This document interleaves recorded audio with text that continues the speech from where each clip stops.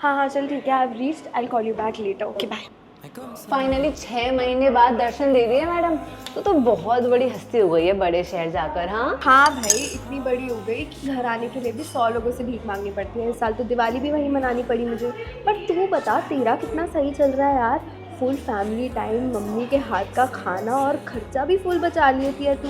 तेरी recent trip की photos देखी है मैंने। हाँ क्या बताऊँ भाई, फैमिली टाइम के नाम पे तो रोज मम्मी पापा से ताने पड़ते हैं। और फेस्टिवल्स का तो ऐसे लगता है कि शायद दूर होती ना तभी ज्यादा प्यार बना रहता। रिस्ट्रिक्शंस तो उन्होंने ऐसे लगा रखे हैं जैसे अभी भी मैं स्कूल में हूँ। तेरी तरह थोड़ी ना है, इतनी अपॉर्चुनिटीज, इतना इंडिपेंडेंस। भाई, इंडिपेंडेंस के नाम पे ना रोज आलू गोभी और वो सड़ा सा ऑफिस का सैंडविच खाना पड़ता है। आधी सैलरी तो खाने और रहने में ही उड़ जाती है। और अपॉर्चनिटीज का क्या है, छोटी रैट रेस से निकल के अब बड़ी रैट रेस में भाग रही हूँ। कभी कभी लगता है काश मैं भी तेरी तरह बाहर यहीं रुक निकल गई गई होती। होती। क्या कसूर है